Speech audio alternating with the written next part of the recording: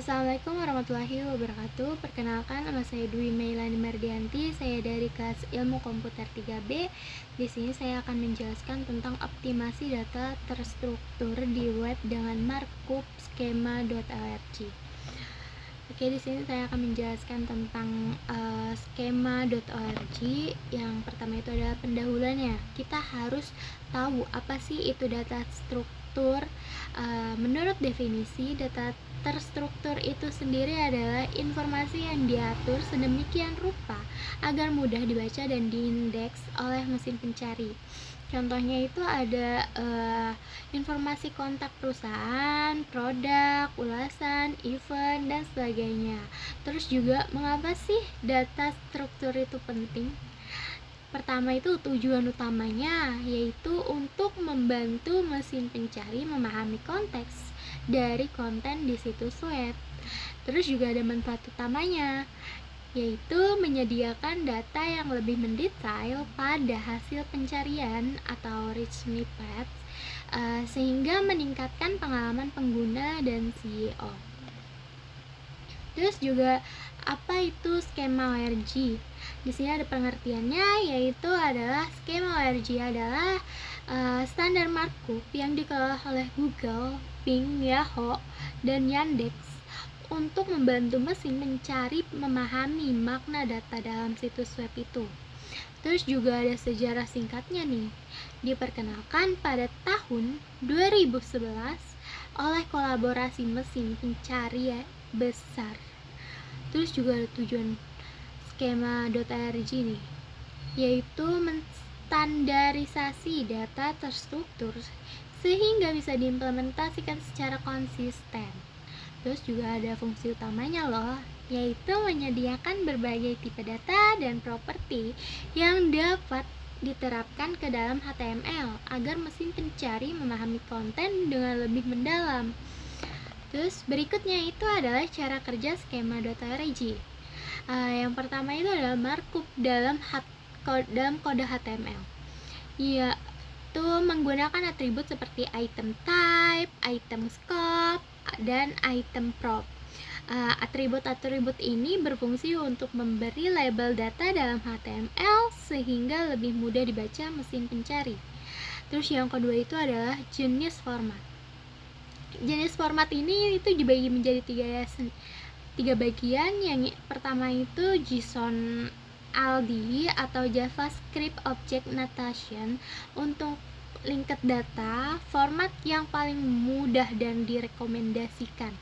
Terus yang kedua itu ada microdata, makro struktur di dalam HTML. Terus yang ketiga itu ada RDFA, atribut khusus HTML untuk menyisipkan metadata. Nah, di sini cara kerja skema ORG yang ketiga itu ada interaksi dengan mesin pencari. Nah, mesin pencari membaca markup skema.org untuk menampilkan informasi seperti rich snippets atau cuplikan kaya yang dapat berisi ulasan, peringkat, waktu acara, dan lain-lain. Di slide ini ada format markup skema.org. Yang pertama itu yang tadi microdata.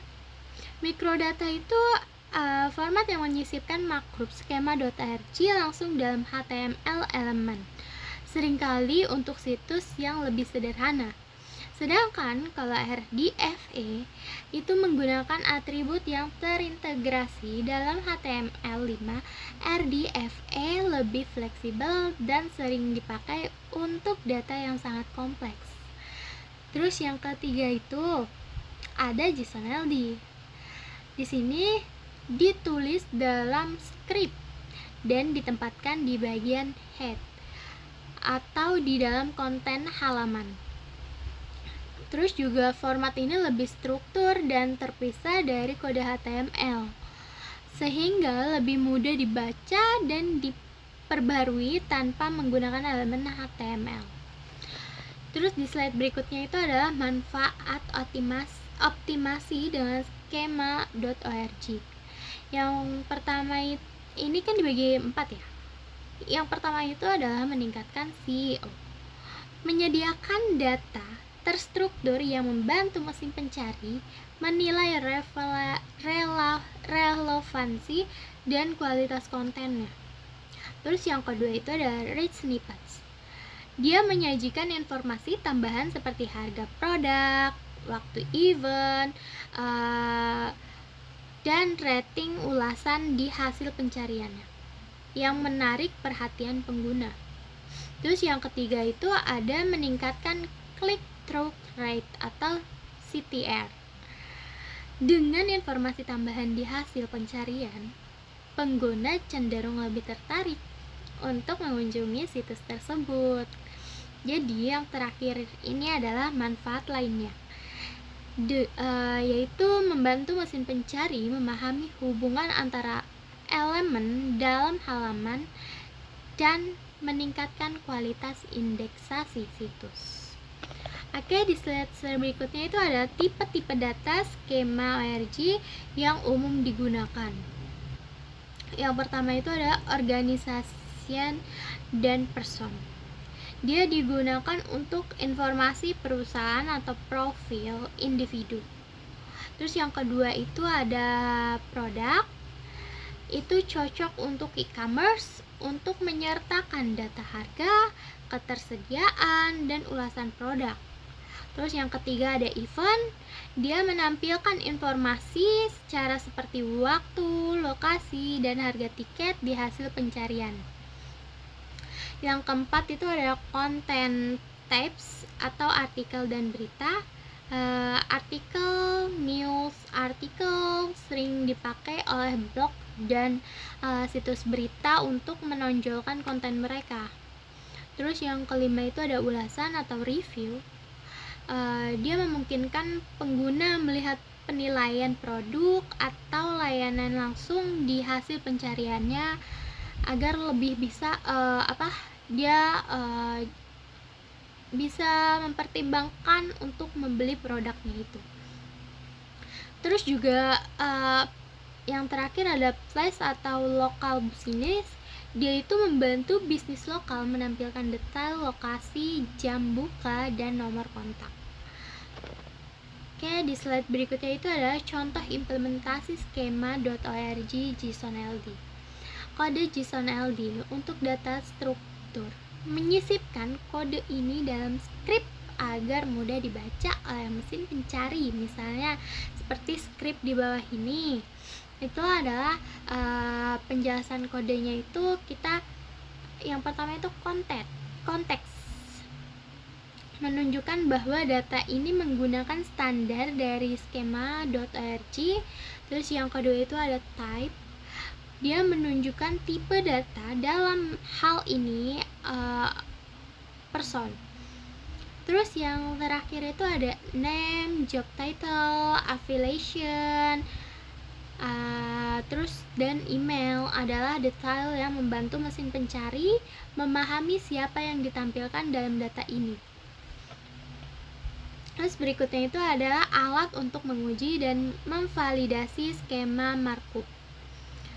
Oke, yang pertama itu ada Google Structured Data Testing Tool, yaitu memeriksa apakah markup sudah benar dan dapat terbaca oleh mesin pencari.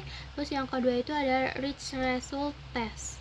Dia menguji apakah data terstruktur memenuhi syarat untuk rich snippets. Terus yang ketiga itu ada skema markup validator. Dia itu alat lain yang memungkinkan untuk memvalidasi struktur markup dengan standar skema.org. Terus cara penggunaannya itu cukup salin URL atau markup, masukkan ke alat validasi dan lihat apakah ada kesalahan atau rekomendasi perbaikan. Terus di slide selanjutnya yaitu adalah kesimpulan. Ini yang terakhir. Oke, kenapa pentingnya skema ORG? Jadi data struktur dengan skema ORG dapat meningkatkan keterbacaan konten bagi mesin pencari dan meningkatkan SEO. Apa sih dampak positifnya untuk SEO? Yaitu membantu situs tampil lebih menarik di hasil pencarian, berpotensi meningkatkan klik. Terus juga ada saran untuk implementasi. Untuk itu, menggunakan JSON-LD paling mudah diterapkan dan direkomendasi oleh Google. Terus yang terakhir, ada call to action. Untuk memulai implementasi skema .rg itu secara bertahap untuk konten yang paling relevan di situs. Oke, sekian dari saya. Assalamualaikum warahmatullahi wabarakatuh.